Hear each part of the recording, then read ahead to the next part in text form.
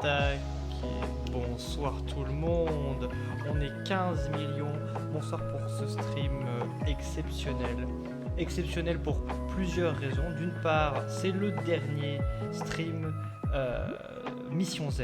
Voilà, Raphaël est le dernier Mission Z à être interviewé. Mais c'est aussi le premier stream de la chaîne où on est affilié, où les gens peuvent, vous pouvez vous abonner. Voilà, vous pouvez vous abonner. Si vous avez trop d'argent, n'hésitez pas à le faire. Ou juste, si vous avez un compte Amazon Prime, c'est compris dedans. Alors n'hésitez pas à le faire aussi pour éviter que Jeff ait trop d'argent. C'est possible, oui c'est possible. Il y a même maintenant des émoticônes. Si vous allez dans les émoticônes, vous verrez, il y en a 5. Voilà, je les ai fait tout à l'heure pour un peu colorer le chat. Un petit émoticône en rapport avec le logo de la chaîne. Mais on n'est pas là pour parler de moi, ça n'arrivera jamais. On est là pour parler de Raphaël qui est avec nous. Bonsoir Raphaël. Bonsoir. Alors Raphaël, tu es donc doctorant, mais on n'est pas doctorant, on le devient. Comment est-ce que toi tu l'es devenu? Est-ce que tu peux nous parler un peu de ton parcours scolaire, universitaire, jusqu'au master, sans trop te donner de détails sur le master et sur la thèse bien évidemment? D'accord. Alors, tout d'abord, j'ai commencé à regarder l'informatique plutôt à la fin de mon lycée, car en première, j'ai eu la chance d'avoir une option le mercredi après-midi qui m'a fait découvrir l'informatique.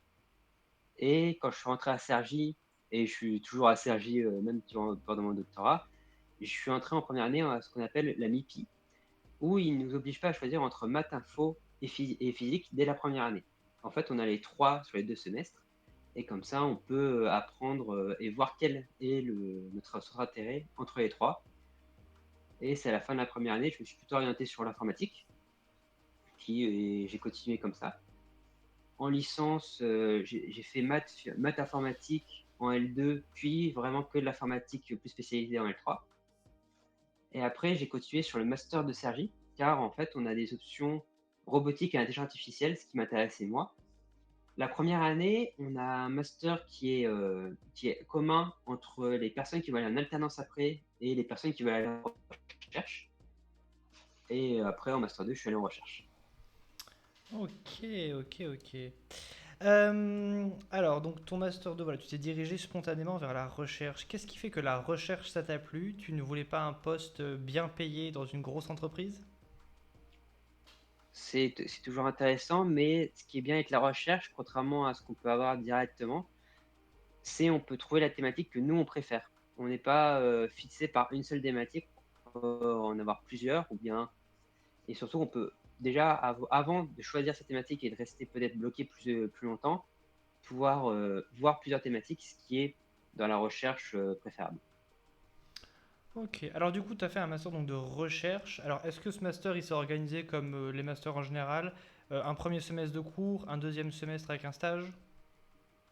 Alors, surtout la deuxième année, j'ai commencé en septembre. Et en fait, durant le premier semestre, on a déjà ce qu'on appelle un projet au laboratoire, où on doit prendre un sujet et à la fin, on doit essayer d'écrire un simili article. Et ainsi, en fait, on commence déjà à se préparer à la recherche avant même le stage. Et à partir d'avril, j'ai mon stage pour terminer en septembre de l'année d'après. En fait, mon master dure 12 mois. Ok, ok. Alors, souvent, ça arrive que le stage de master, ce soit un peu l'antichambre de la thèse. Hein. Souvent, en fait, on ne le sait pas quand on est étudiant, ou c'est rare de le savoir, mais le master, on fait notre biblio dedans, et après le doctorat, on est un peu allégé là-dessus. Est-ce que toi, ton stage de master, il était déjà orienté dans la même direction que ta thèse, ou est-ce qu'il avait une autre direction, et du coup, tu as vu plein de choses? Alors, mon stage de master, je l'ai fait sur l'attention, sur créer un modèle d'attention d'un point de vue informatique, donc avec des réseaux de neurones. Et durant ce stage, je ne pensais pas que ça allait rentrer dans ma thèse après. Mais vu que ma thèse est séparée en 2 parties, la première partie, c'est la modélisation des premiers mois d'un point de vue émotionnel et d'un point de vue attention chez l'enfant. Donc en fait, j'ai rentré une partie de mon stage dans ma thèse et la deuxième partie, donc c'est les technologies interactives, plus avoir cette interaction entre l'enfant et le robot pour pouvoir apprendre. Ok, ok. Donc tu as quand même pu rebondir et t'y retrouver entre ton stage et ta thèse.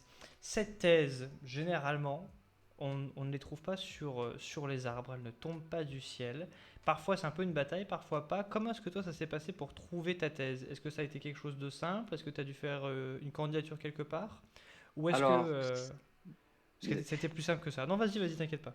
on va dire que je suis tombé la bonne année car de mon master, on était donc en recherche en robotique artificielle, on était 11 et on est 6 à être partis en thèse dans différents laboratoires, mais en fait, notre année, on a eu une chance de pouvoir trouver des thèses. Déjà dans mon laboratoire, on est de ma promo de 4 à être resté dans le laboratoire après notre stage de 6 mois. Et j'ai d'autres camarades qui, eux, sont partis ou en thèse à Toulouse ou en thèse dans d'autres pays. Mais donc, en fait, si les stages se passaient bien dans mon laboratoire, en fait, ils proposent des thèses à peu près en mai-juin, avant de vraiment de chercher d'autres candidats si jamais personne ne le veut dans mon laboratoire. Mais on a cette opportunité-là que si notre stage se passe bien, souvent, il y a des financements pour les thèses pour poursuivre. Ok, ok. Donc il y a une forme d'un peu de préférence locale avant de lancer les choses dans le monde extérieur. C'est intéressant à savoir pour ceux qui sont à Cergy, évidemment. Alors du coup, cette thèse, est-ce que le sujet était déjà tout prêt ou est-ce que tu as dû le construire avec ton ou tes directeurs, directrices de thèse? Alors, le sujet était déjà tout prêt avant que je candidate dessus, car ça vient d'un projet un peu plus global qui n'est pas que ma thèse, mais qui est aussi le travail d'un ingénieur. Moi, je travaille plutôt sur l'interaction humain-robot pour l'apprentissage, et lui travaille sur une tablette pour plutôt un jeu, un serious game pour aussi l'apprentissage, mais donc plutôt interface figée et, et l'humain. Ok, ok. Alors, est-ce que du coup, tu as quand même dû passer des concours, des entretiens pour pouvoir obtenir la thèse, les financements, etc. Ou est-ce que ça s'est fait assez naturellement entre toi et le sujet? Alors, j'ai dû postuler pour pouvoir être classé sur cette thèse-là. Vu que le financement venait d'une bourse de mon université, en fait, mon directeur de thèse devait classer les étudiants qui proposaient cette bourse-là et justifier quel étudiant il préférait prendre pour la thèse. Donc, il y a une étape de sélection, mais vu que j'étais déjà en stage, j'avais des facteurs facilitants sur ça. Oui, encore, c'est le côté un peu antichambre qui dit bah, il a déjà un bagage, donc on gagne 6 mois de temps de thèse, donc forcément ça facilite un peu les choses. C'est ça. Et que vu que je travaille déjà dans le laboratoire, il peut déjà dire comment je travaille. Hmm. Alors, du coup, cette thèse, qui est la tienne, elle s'appelle Les technologies interactives dédiées aux enfants autistes. C'est la première fois que je lis une thèse et que je comprends le titre. C'est très agréable. Voilà, j'en parlais, je me plaignais hier et en fait, bah, aujourd'hui, on m'apporte tout ce dont j'ai toujours rêvé, une thèse claire. Est-ce que tu peux nous parler du coup un peu de ton sujet de thèse, de tes objectifs, de son contenu, etc. Alors, mon sujet de thèse est séparé en vraiment deux parties, vu que je travaille plutôt en robotique, mais pour la psychologie expérimentale. En fait, je travaille vraiment dans une branche de la robotique qui est assez niche par rapport à tout ce qu'on peut entendre sur Internet, aux informations, qui est plutôt le machine learning, l'apprentissage autonome. Moi, je travaille en ce qu'on appelle la robotique développementale, où on veut comprendre comment un humain peut se développer grâce à un robot. Et c'est pour ça que ma thèse est vraiment séparée en deux parties. La première partie qui est comment l'humain développe son attention durant la première année de vie. Donc, où est-ce que l'humain regarde, comment il regarde et quel est cet impact donc, de où l'humain regarde pour les différentes capacités cognitives telles que la reconnaissance des émotions, l'apprentissage des premiers mots et des premières voyelles. En tout cas, je travaille sur ces deux-là et peut-être plus tard sur d'autres, mais ça ne sera pas dans ma thèse à moi. Et la deuxième partie, c'est vraiment plutôt comment, avec un robot, on va essayer de motiver l'enfant. Car pour l'instant, la plupart des paradigmes qui sont testés, c'est juste des cours normaux où le robot est utilisé comme un objet, un assistant professeur qui va répondre aux questions, mais sans plus. Le robot connaît déjà tout et on ne cherche pas que l'enfant interagisse plus que ça avec le robot. C'est juste, tu as un nouvel assistant qui peut-être t'intéresse plus que juste le professeur. Et donc, grâce à ça, tu vas pouvoir interagir. Là, ce qu'on cherche, c'est à faire de la pédagogie qui est un petit peu différente. C'est on va proposer à l'enfant d'aider le robot. Et donc, le robot soit dans une position où il ne connaît pas tout et l'enfant va lui permettre d'acquérir des compétences. D'accord, donc tout le monde apprend en équipe. Alors, tu as parlé du développement de l'attention, du coup, chez plutôt les jeunes enfants, parce que du coup, ta thèse, elle Oui. précise enfants. Est-ce qu'il y a une plage d'âge que tu étudies plus particulièrement? Alors moi, j'étudie plutôt sur la première année entre 0 et 1 an, mais faire attention, en fait, elle change assez rapidement. Elle change à peu près tous les 2 mois, car, entre 4 et 6 mois, il commence à apprendre les bases de la reconnaissance des émotions, donc il y aura plutôt les yeux. Puis après, à partir de 6 mois, il va plutôt aller sur la bouche pour vraiment les toutes bases du langage, pour commencer à comprendre les mots, même plutôt les syllabes parce qu'il ne peut pas encore comprendre les mots. Et enfin, entre 12 mois, voire plus, il va repartir, au niveau des yeux. Ça, normalement, c'est le comportement, typique d'un enfant, mais en psychologie expérimentale, vu qu'on se base surtout sur ces études-là pour, pouvoir voir les différences qu'il peut y avoir entre les enfants, il y a des contextes qui peuvent être socioculturels, qui peuvent être, juste, l'environnement chez soi, qui fait que cette attention peut être différente. Et enfin, pour les enfants qui sont atteints du trouble de l'autisme, il y a, le souci ils ont du mal avec le visage humain, car il y a trop de connotations sociales et donc ils préfèrent regarder hors du visage et donc leur attention est encore, différente de celle d'un enfant, typique. Alors du coup, parce que donc tu as parlé d'enfants entre Mmh. 0 et 1 an, et du coup on parle, ta thèse est orientée vers les enfants atteints de troubles du spectre autistique. À partir de quel âge du coup on arrive à déterminer qu'un enfant ou pas a ce genre de trouble? On peut le déterminer avant 3 ans, car, il y a des phénomènes, qu'on peut voir, que ce soit d'un point de vue interaction. L'enfant va pas regarder, le visage d'une autre personne, il va moins ou pas pointer les objets. Il va pas avoir de vrai langage ou de babillement dès le début et en fait, il y a des gradations depuis les 12 mois jusqu'aux 36 mois Mhm. où il y a des signes, qui permettent de dire, bah, il y a plus de chances que cet enfant soit atteint du trouble de l'autisme. D'accord, ok, bon, c'est très intéressant, on apprend tous les jours. Alors du coup, je prends toujours cet exemple parce que c'est un exemple qui est simple à comprendre pour tout le monde. C'est qu'un un doctorant qui ferait une thèse en chimie, ben, on l'imagine tous très facilement faire sa thèse à verser un produit A dans une éprouvette qui contient un produit B, ça lui explose à la tête et il a découvert une nouvelle manière de faire une explosion. Dans ton cas, est-ce que du coup ta thèse, elle a eu ce schéma classique, déjà de faire un an de bibliographie, un an d'expérimentation et ensuite, à l'avenir, un an de rédaction de thèse. Et deuxième partie de la question, attention, comment est-ce que dans ta branche, tu réalises des expériences pour avoir une réponse aux questions que tu te poses?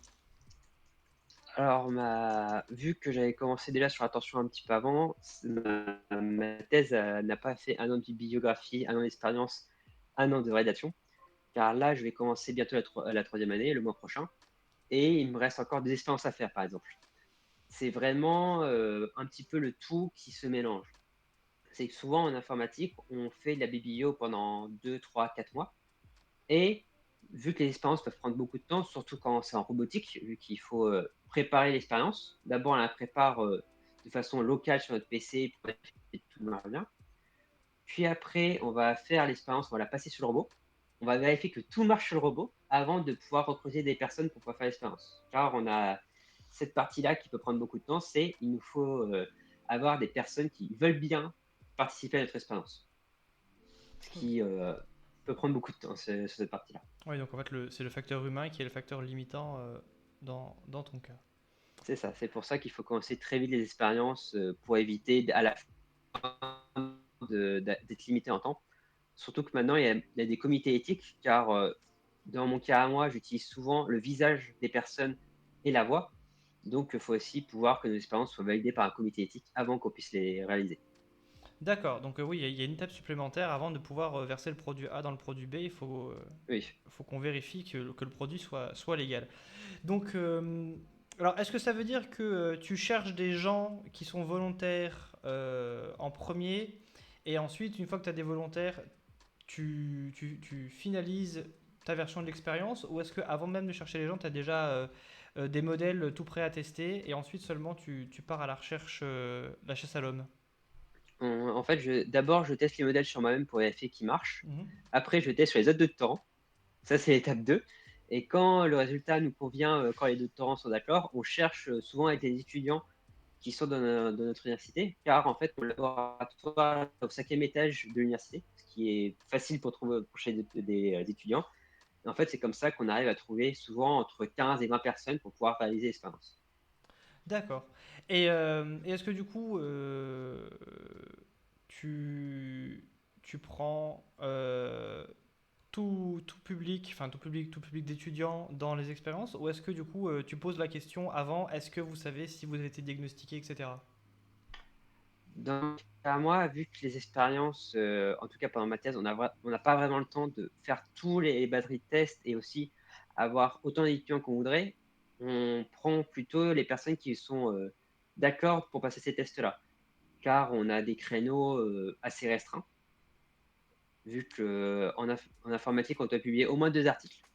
Donc, on doit faire que une expérience ne dure pas trop longtemps pour pouvoir après rédiger, avoir une validation de l'article, pour pouvoir passer aux expériences suivantes. Donc, on doit quand même limiter le champ des personnes possibles, malheureusement.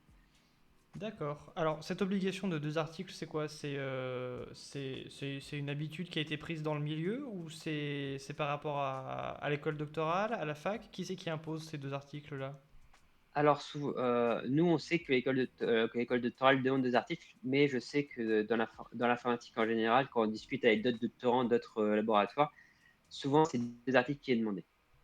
D'accord, donc enfin, on vous impose, on vous demande de produire 2 articles scientifiques. Et du coup, t'en as combien? Un ou deux?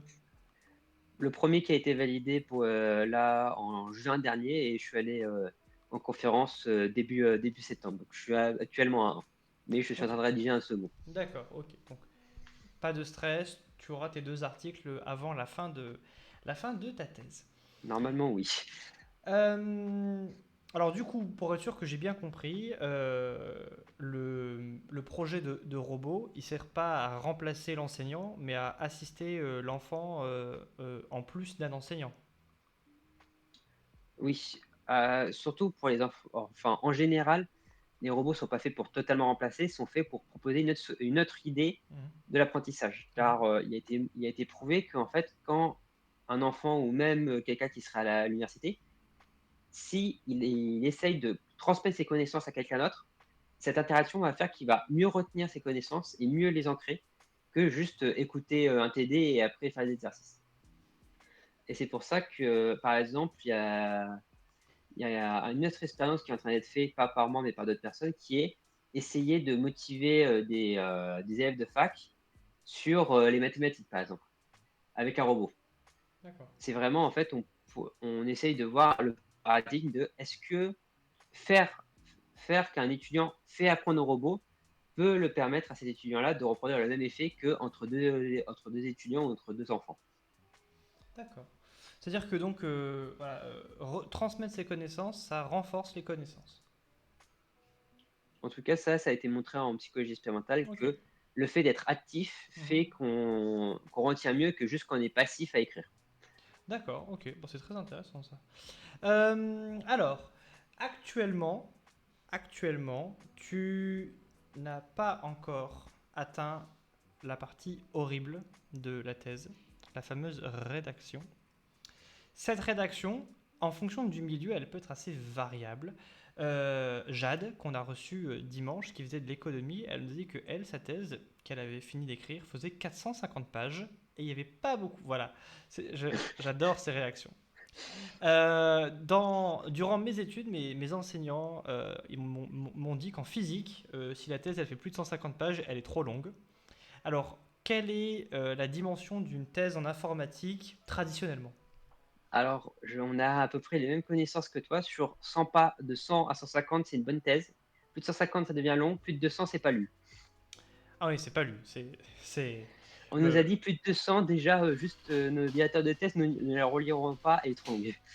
Ok, bon, au moins c'est clair. Voilà, on sait il faut écourter. Il faut réduire la taille des graphes Ouais. partout dans le texte pour remonter un peu les chiffres de page. D'accord, ok. Donc on est quand même sur du 150. Donc on retrouve une forme de cohérence dans les thèses, je vais dire en sciences dures, même si j'aime pas du tout l'appellation sciences dures ou sciences exactes ou je sais pas quoi, mais voilà, dans les sciences pas humaines et sociales, on va dire. Mmh. Même si la sociologie est une science, je le rappelle à tout le monde, ça fait du bien de temps en temps. Alors, est-ce que jusqu'à présent, tu as rencontré des difficultés dans ta thèse? Des difficultés majeures, pas vraiment. Des difficultés, bien sûr, quand les robots sont cassés, des fois, il faut attendre qu'ils soient réparés. C'est qu'on a une partie matérielle qui, je pense, des fois n'est pas là dans certaines thèses. Et après aussi, des fois, on peut voir qu'on fait tourner le résultat. Ça peut prendre des fois plusieurs jours, des fois une semaine entière. Et à la fin, on se dit: «Ah, mais on a oublié un truc». Et c'est jamais appréciable, quand on se le remarque. C'est sûr. Alors, c'est vrai que depuis tout à l'heure, tu parles de robots. Et je vais être honnête, je pense que je suis comme tout le monde. J'imagine le robot à la iRobot ou à la Terminator, un machin qui ressemble énormément à un être humain, limite un androïde. Quel aspect ils ont, ces robots dont tu nous parles? Alors moi, les robots que j'utilise sont un peu humanoïdes, mais aussi un peu cartoonesques. Le plus souvent, j'utilise c'est, en fait, on peut se baser sur le robot qui s'appelle Richie, qui est un robot qui est produit à Bordeaux, qui est français donc, où en fait, il a un buste, 2 bras et on a changé la tête pour avoir une tête dite expressive, car, souvent les têtes de robots sont assez rondes, sont avec des gros yeux et nous, on avait quand même besoin de sourcils et d'une bouche pour, pouvoir exprimer les émotions. Sinon, ça allait être compliqué de faire nos paradigmes expérimentaux, car en fait, on demande à la personne en face du robot de reproduire ce que le robot est en train de faire. D'accord. Et donc, pour apprendre les émotions, le robot va d'abord exprimer cette émotion sur son visage et la personne en face va la reproduire. Et donc, c'est pour ça qu'on doit avoir des robots un peu spéciaux, plus pour l'interaction. Ok, ok. Bon, bah, ça, j'étais pas si loin que ça avec mes androïdes. On est quand même Non, sur un truc un peu, voilà. C'est pas juste un gros écran qui répond. non, Euh, pas trop. alors, c'est vrai habituellement, bah, je demande comment se passe la rédaction de la thèse. Évidemment, tu n'y es pas encore. Alors, du coup, comment se passe la rédaction des articles? Est-ce que tout va bien ou est-ce que tu rencontres des difficultés dans cette rédaction? On va dire que c'est pas la partie la plus amusante de la thèse, mais je pense que ça, c'est un peu pour tout le monde. La rédaction des articles, c'est jamais la partie la plus plaisante. Et est-ce que tu peux nous dire, t'as quoi comme délai entre la soumission d'un article et l'acceptation de l'article dans le domaine de l'informatique? Alors, ça dépend du niveau de la conférence. Pour une conférence nationale, les délais peuvent être assez courts, ça peut être 15 jours. Mhm. Par contre, sur les grandes conférences, en informatique, surtout robotique, c'est humanoïde et Eros, on peut avoir jusqu'à 4 mois de délai. D'accord, ok. Ok.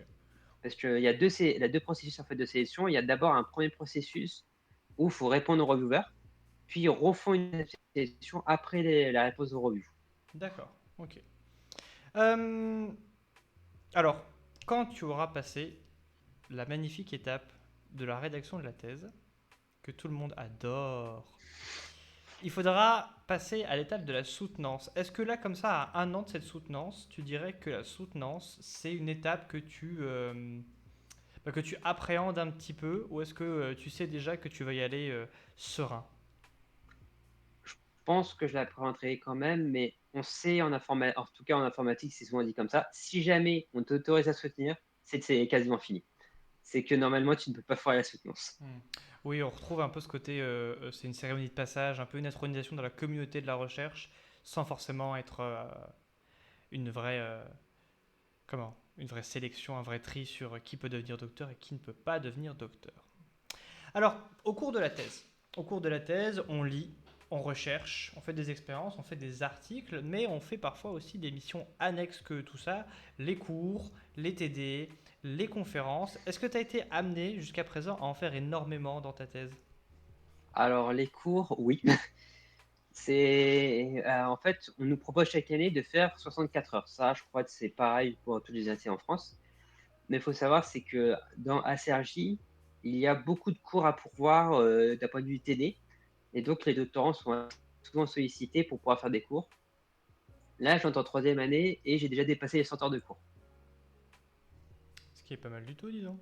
Mais Et tu as l'air d'adorer ça. J'ai parlé des cours, tu as eu un grand sourire.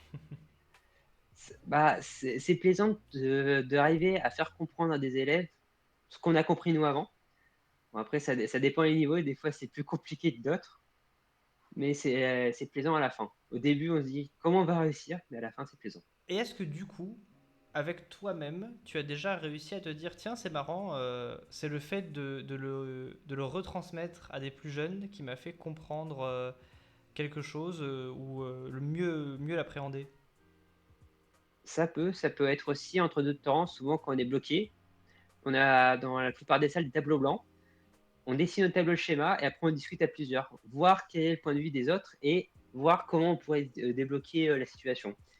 Et souvent, des fois, c'est nous qui trouvons la solution tout seul, mais c'est juste en discutant avec les autres, on a un autre point de vue, on peut avoir du recul, qu'on n'a pas souvent tout seul. Ok. Je suis en train de me dire qu'on avance beaucoup trop vite dans les questions par Ah, rapport à l'heure qu'il est. Il va être à peine et demi et on est déjà presque à la fin de mes questions. Donc je vais en trouver d'autres comme ça dans ma tête. Ça va très bien se passer. Alors là, comme ça, est-ce que tu as déjà une idée sur ton après-thèse? Est-ce que tu te dis que le postdoc, un autre CDD de 3 ans, c'est quelque chose qui te fait rêver? Ou est-ce que tu penses te diriger vers autre chose que la recherche? alors, pour l'instant, je suis pas fixé. Je sais que la recherche, ça peut m'intéresser si j'arrive à continuer sur les technologies pour aider les gens. Parce que souvent, et là, c'est ce que je peux voir dans ma thèse, j'ai pas fait totalement ce que je voulais, Mhm. ce qui est normal parce qu'il y a un projet qui est cadré, il y a des attendus. Mais je sais que beaucoup de pays sont en train d'essayer de développer des robots pour aider les gens. Par exemple, en France, il y a une entreprise qui est basée à Paris et à Montpellier, qui est en train de faire un robot interactif pour les enfants qui vont dans les salles de chirurgie et de radiographie, pour pas qu'ils soient tout seuls. D'accord. Et donc, il y a vraiment cet aspect de robotique qui, moi, m'intéresse, où Mm. c'est pour aider les gens, et que je sais que je peux très bien continuer ou bien en recherche, ou plutôt dans des entreprises, mais qui font de la R&D, Mhm. qui pourrait être similaire à de la recherche sur comment on améliore le robot pour pouvoir l'utiliser de façon innovante. Ok, donc tant que tu es dans l'assistance à la personne, ça te convient. Oui. Tout à fait noble de ta part. Vu que je suis dyslexique, j'ai vu que des fois, on a besoin d'aide et que c'est bien d'avoir de l'aide. Oui, c'est sûr. De toute façon, ça c'est quelque chose qu'on a vu au fur et à mesure avec les interviews, hein. C'est que généralement ce qui revient, bah, c'est que l'être humain est un animal social et qu'on a besoin des autres pour réussir à avancer. Ça c'est vérifié un peu tout le temps. Dès qu'on se sent pas bien, bah, avoir des doctorants collègues pour partager nos malheurs, ça nous fait nous sentir mieux. Ça m'étonne pas. Je sais ce que j'ai oublié comme question, c'est pour ça qu'on avance vite. Forcément, à un moment, tu es passé de étudiant pur et dur à doctorant. Donc tu as signé un contrat et du coup tu as dû rentrer dans un laboratoire. Peut-être que d'anciens profs sont devenus tes collègues. Comment elle s'est passée l'intégration dans ton laboratoire? C'était quelque chose de facile ou est-ce que au contraire c'est toujours compliqué de découvrir un nouveau milieu? Alors, vu que j'ai fait mon stage de 6 mois dans le laboratoire en lui-même, j'avais pu le découvrir avant. Par contre, c'est vrai que de devenir doctorant et de passer non plus que étudiant, mais étudiant et aussi collègue, ça fait un peu bizarre au début. Surtout les 6 premiers mois, on sait pas trop comment c'est, comment ça se passe. Oui, il y a un Et ce qui petit temps est j'ai une d'adaptation. anecdote sur ça, Hmm. j'ai une anecdote sur ça, c'est qu'il y a certaines personnes, un autre doctorant dans ma salle qui a eu une remarque disant que ça fait bizarre, il passe du tutoiement au vouvoiement pendant les discussions, on sait pas trop ce qui se passe. Parce Bon. qu'au début, je savais pas trop comment le faire et donc je me demandais de tutoyer. Je commençais un tutoiement et après je terminais en vouvoiement.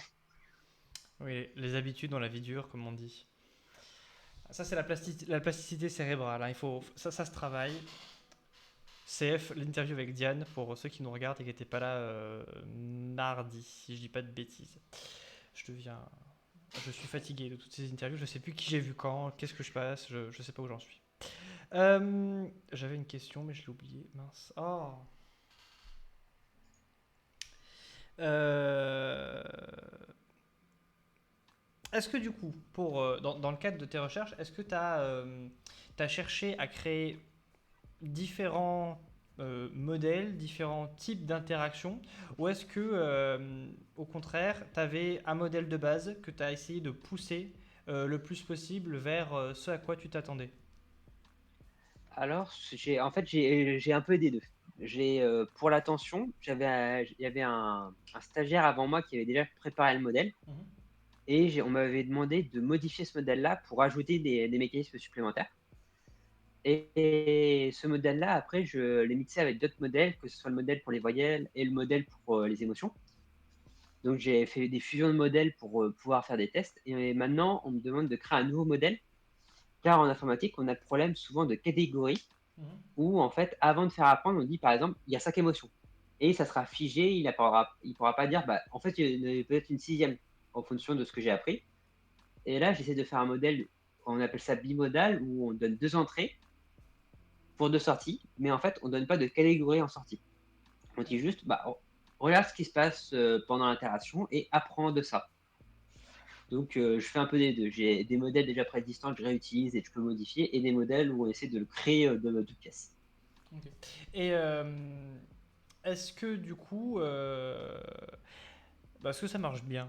C'est bête comme question, mais parce qu'on peut se dire, enfin, je veux dire, le visage humain, il y a vraiment 1 milliard de muscles qui font des petites variations ici et là. Est-ce que ça fonctionne comme tu l'espères, ou est-ce que tu as eu des petits setbacks, j'ai pas le mot en français, des petits. Alors sur le modèle des émotions, vu qu'il a été fait avant, il y a pas trop de soucis. Mhm, Après, contrairement à d'autres pans de l'informatique, nous on cherche pas les performances à tout prix. On cherche que ça soit un peu plus, cohérent mhm, avec ce qui se pourrait passer dans la vie réelle.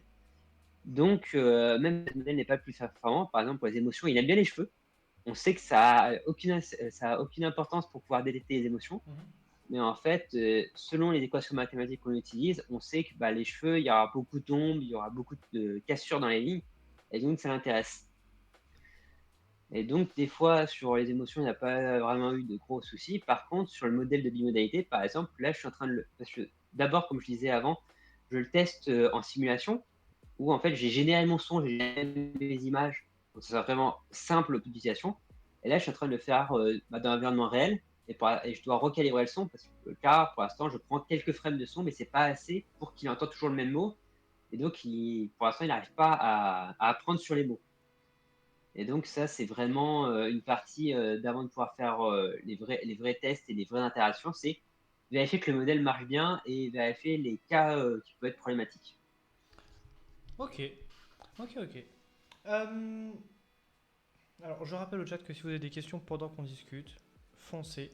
Parce que on a été très vite. Je sais pas pourquoi ça a été au vide comme ça. On a répondu aux questions que je pose d'habitude en une demi-heure au lieu de 1 heure. C'est très étrange. Je ne saurais me l'expliquer. Ceux qui sont là tout le temps, comme Théo, je sais que tu me regardes et que tu m'entends. Qu'est-ce qui s'est passé? J'ai besoin d'une analyse externe. Est-ce que c'est moi qui suis trop rapide? Taratata.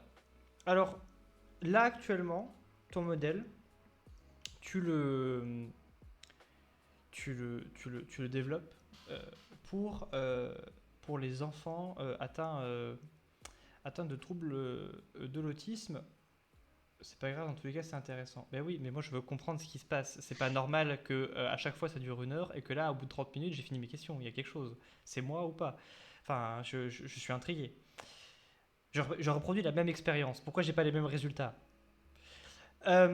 Donc, oui, là, ce que tu fais, c'est par rapport aux enfants atteints d'autisme, est-ce que tu t'es spécialisé là-dedans tout de suite parce que il y avait déjà un modèle qui existait pour, on va dire, les enfants dans le cas général et du coup, enfin, il y a eu la volonté de créer un modèle spécifique, ou est-ce que créer un modèle général, c'est quelque chose qui pourrait arriver plus tard? Pour l'instant, je suis plutôt sur un modèle général et en fait, on travaille en partenariat avec l'hôpital Salpêtrière à Paris Mhm, sur le service de pédopsychiatrie de l'enfance. mhm, Et en fait, d'abord, on crée le modèle général, on fait des tests et on leur montre le modèle et résultat, savoir si ça peut être cohérent avec eux, ce qu'ils voient. mhm. Et après, on cherche à voir comment on modifie le modèle pour pouvoir avoir le comportement d'un enfant qui serait atteint du trouble de l'autisme. Pour l'instant, on n'a pas encore atteint cette étape-là. On a le modèle qui est assez général, qui est fonctionnel, mais on n'a pas encore le modèle particulier pour ce type d'enfant. Ok.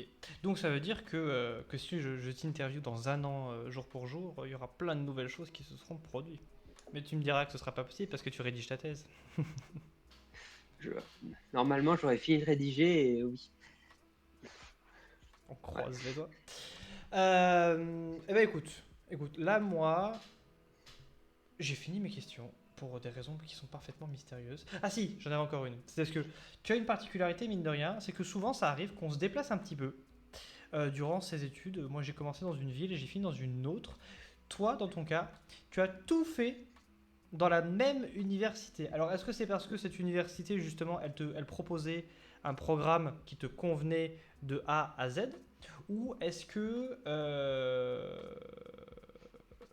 ce qui se passait chez les autres, c'était moins bien? Alors, déjà, elle est proche de chez moi. J'ai Mhm, pas eu besoin de déménager et tout ça, ce qui est déjà un très grand avantage, mhm, car j'habite aussi en Île-de-France et que elle est, si je pars à peu près 1 heure avant, j'arrive à mon université le matin. Bon, si je marche, ça, je pense que tout le monde qui est en Île-de-France sait ce que je veux dire. Et aussi, c'était quand même bien, c'est déjà, elle m'a attiré dès la première année, car je savais pas entre physique et informatique ce que je préférais. mhm. Et cette première année a permis de me décider. Et donc, il me laissait vraiment un choix de voir dans les études supérieures comment traiter ces différentes matières, ce Mhm. qui est quand même une opportunité assez grande, car il y avait d'autres universités en Ile-de-France qui pouvaient m'intéresser. Par exemple, Paris Descartes, qui faisait maths informatique. Mhm. Mais chaque fois, il fallait choisir dès la première année. Il n'y avait pas cette idée de on passe du lycée à l'université et on pouvait voir comment c'était traité à l'université. Par exemple, en terminale, j'avais bien la physique. Et en première année, je sais que non, je n'allais pas faire 50 physique. Non, mais Et donc, pourquoi? C'est très bien 50 physique. je sais pas, mais pas mal de mes camarades étaient d'accord avec moi.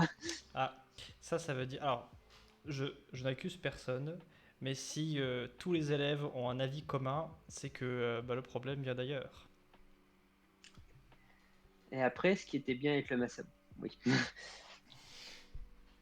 Et après, ce qui était bien avec le master, déjà, je sais que l'IA, ça m'intéressait. Et que en première année de mon master, en fait, j'ai 4 filières qui est les 4 branches du laboratoire ETIS, donc le laboratoire dans lequel je suis, qui est une branche plutôt tout ce qui est base de données, machine learning, une branche qui est communication 5G, communication cryptée, tout ce qui est communication.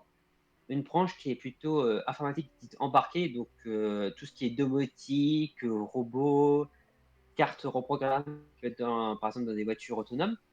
Et enfin, une branche qui était plutôt robotique et IA. Et une particularité de mon master, c'était pas uniquement de l'IA et de la robotique pure, comme ça peut être certains masters. On avait une ouverture sur les sciences cognitives, car notre laboratoire est assez spécial sur ça. Il ne fait pas que de la robotique pure, il fait de la robotique bio-inspirée, il fait de la robotique sociale, il fait de la robotique développementale, qui est pas ce que tous les labos font en France et dans le monde. On Hmm. est plutôt une niche sur ça. Ok, ah oui, mais du coup, c'est hyper intéressant et puis c'est hyper cool d'avoir l'opportunité de faire quelque chose de un peu niche comme ça. Ah bah tiens, on a une question dans le chat, c'est Woodegg qui nous demande c'est quoi la robotique sociale? Alors, la robotique sociale, c'est souvent on utilise un robot de façon prédéfinie, sans qu'il, même s'il interagit avec le monde avec ses capteurs, les comportements sont déjà bloqués et il n'est pas fait pour pouvoir interagir avec l'humain. La robotique sociale, c'est on va prendre le robot de la même façon, mais on va intégrer dans tous ses capteurs et tous ses comportements la capacité de pouvoir interagir avec l'humain, de s'adapter à l'humain. Et c'est surtout ce que l'industrie 4.0 voudrait, c'est que les robots et les humains puissent interagir ensemble sans avoir de soucis. Et c'est pour ça qu'on essaie de rendre des robots dits sociaux et non pas des robots qui sont juste monotâches, qui puissent vraiment interagir comme un humain pourrait interagir avec d'autres personnes. D'accord. Donc, quand il y aura la révolution des robots, c'est toi qu'il faudra accuser si c'est bien ce que j'ai compris. Voilà. Alors normalement, on ne fait pas des robots pour ça. Le Terminator se trouve dans le laboratoire ETIS, on le sait maintenant. Je sais ce que j'ai oublié comme question. Et oui, c'est pour ça que c'est bien discuté parce que en plus, c'est pour ça qu'on est là. C'est comme ça que je t'ai contacté. En plus, il y a un rappel visuel qui se trouve vraiment juste derrière toi. Donc, c'est la preuve que je commence à fatiguer de mes interviews, que c'est un peu trop pour moi. C'est que, eh bien, tu es l'un des doctorants, voilà, de Mission Z, le nouveau Science en Bulle, où au lieu de mettre les thèses les unes derrière les autres, on répartit la connaissance dans une petite histoire. Voilà, on a un robot social pour le coup, hein, le chien Oui. policier est un robot social, et un policier qui est moins bien gradé que le robot chien. Attention, il faut le savoir, qui partent à la recherche d'un milliardaire qui est partout dans le domaine du spatial, de la médecine, de l'automobile. Quoi? Ça ressemble à quelqu'un? Arrêtez, arrêtez. Je fais cette blague à chaque fois, mais en même temps, c'est très, très. Voilà, c'est on the nose, comme diraient nos amis britanniques. Alors, d'Ivoire, Raphaël, comment est-ce que tu en es venu à te retrouver dans Mission Z? Est-ce que c'est ton université qui a lancé un appel aux candidatures chez vous? Ou est-ce que ben, c'est quelque chose que tu as vu dans ton coin et tu as convaincu ton université de te lancer là-dedans? Alors, ce qui est mon université a fait ça de façon très bien, c'est ils ont regardé, en fait, ils ont lu les sujets des thèses Mhm. et toutes les thèses qui portaient sur l'intelligence, ils nous ont envoyé un mail nous demandant est-ce que ça nous intéresserait de participer. Et si on voulait participer, alors qu'il fallait renvoyer un dossier de 1 2 pages vulgarisé sur notre sujet et sur comment ça s'appliquerait au thème de l'intelligence. Et c'est en fait l'université qui a fait la démarche de chercher les différents doctorants qui pourraient être intéressants sur le domaine, mais aussi qui pourraient être intéressés en même temps. Ok, et du coup, toi, bah, ça t'a branché d'avoir une BD dédiée à ta thèse. Oui.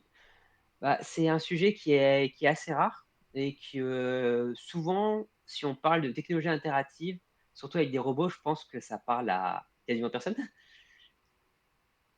Oui, donc il y a aussi une volonté de médiation derrière bah, ta participation.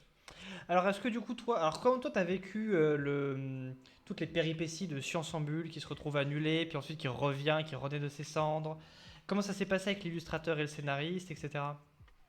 Ça s'est très bien passé avec l'illustrateur et le scénariste.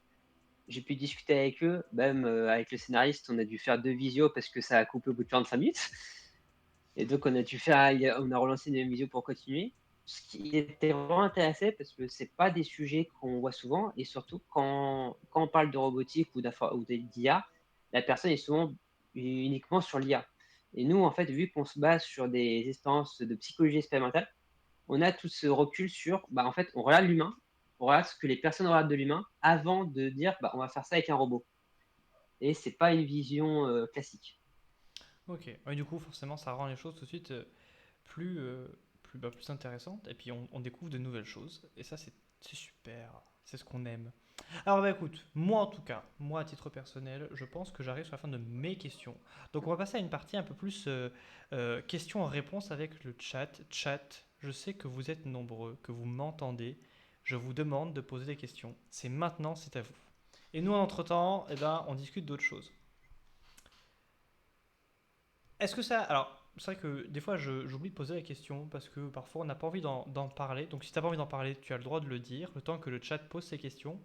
En termes de rémunération, est-ce que tu sais si tu es dans une moyenne nationale de doctorants autour des 1700 ou 2000 euros par mois, ou est-ce qu'il y a des variations parce qu'il y a un contexte parisien qui fait que? Non, on est dans la même fourchette. On est plutôt dans la fourchette haute. Je suis à 1800 et un peu plus. Et en fait, on sait qu'il y a eu des revalorisations. Et donc, par exemple, on sait que les doctorants de l'année d'après nous sont payés un peu plus. Ok, oui, donc il y a une progression avec l'expérience. Alors on a une question. Donc, on nous dit, si j'ai bien compris, les expériences sont menées sur des volontaires de l'université, donc des personnes qui ont entre, on va dire, 17 pour ceux qui seraient nés en fin d'année et 23 ans pour les masters. Mais comment est-ce qu'il est possible de relier les résultats avec les volontaires à des enfants autistes par la suite? En fait, les expériences se passent en 2 étapes. L'expérience qu'on fait avec des personnes de l'université, c'est on prouve la faisabilité de l'expérience. Après, il faut déjà proposer l'expérience donc au service de la PHP. qui autorisent que l'expérience soit faite et après, c'est eux-mêmes dans leur service qui vont re-réaliser l'expérience et nous, nous allons traiter les données qui seront obtenues. C'est en fait vraiment 2 étapes. Sur l'étape 1 de la faisabilité avec les stagiaires, les doctorants, les étudiants et quand on peut prouver que cela se passe bien, que l'expérience se fait, alors la deuxième étape, c'est pouvoir passer sur des enfants atteints du trouble de l'autisme où là, c'est vraiment le service de la PHP qui va mettre en relation pour ça. D'accord. Donc en fait, oui, il y a c'est une forme de double vérification pour être sûr que tout fonctionne d'abord et ensuite on voit comment ça fonctionne ensuite. C'est ça et surtout, souvent, quand on a enfin les 2 parties de l'expérience qui ont été faites, on peut comparer car, ce qui est aussi intéressant, c'est voir les différences et souvent, quand les études, sont terminées, on a des comparatifs entre ce qu'on appelle des enfants qui sont typiques, donc des enfants qui ne sont pas atteints de troubles de l'autisme ou d'autres troubles, possibles et les enfants donc dans ce cas-là, les enfants atteints du trouble de l'autisme, mais ça peut être par exemple des enfants qui pourraient être dyslexiques, des enfants qui pourraient être hyperactifs. Ok. Ok, ok. Alors est-ce qu'on a d'autres questions de la part du chat? Ou est-ce que le chat est comme moi et le chat a faim? Peut-être que Raphaël a faim aussi, attention, hein, on ne sait pas si Raphaël a faim. Ça va pour le moment. Pour le moment, ça va. C'est toujours très frustrant d'attendre que le chat écrive. Je rappelle au chat qu'il y a des nouveaux emojis sur le chat. Voilà, j'en profite. Je rappelle aussi à tout le monde que si vous avez Amazon Prime, vous pouvez vous abonner à la chaîne. Parce que maintenant, on peut s'abonner à la chaîne. Voilà. C'est la coupure pub. Bah écoute, Raphaël, on dirait que tu as été à la fois très clair et que tu as abasourdi le chat. Le chat est abasourdi par les découvertes qu'il a fait ce soir. Que Terminator, c'est pour bientôt. Ça dépend lequel. Ça dépend lequel. Eh ben, si le chat en a eu pour son argent, ben moi aussi, c'était très intéressant. Je suis très content d'avoir pu t'interviewer sur ce domaine. Bah, je te remercie aussi de m'avoir proposé cette interview. Mais je t'en prie. Alors du coup, je remercie le chat d'avoir été parmi nous. Je remercie Raphaël d'avoir été le dernier doctorant Mission Z euh, à être interviewé. Je souhaite à tout le monde de passer une bonne soirée. Abonnez-vous, voilà, ou si abonnez-vous, si, abonnez-vous. Je veux tout l'argent. Et on se dit à samedi pour l'interview rétrospective avec tous les doctorants de l'année dernière. Passez une bonne soirée. Au revoir.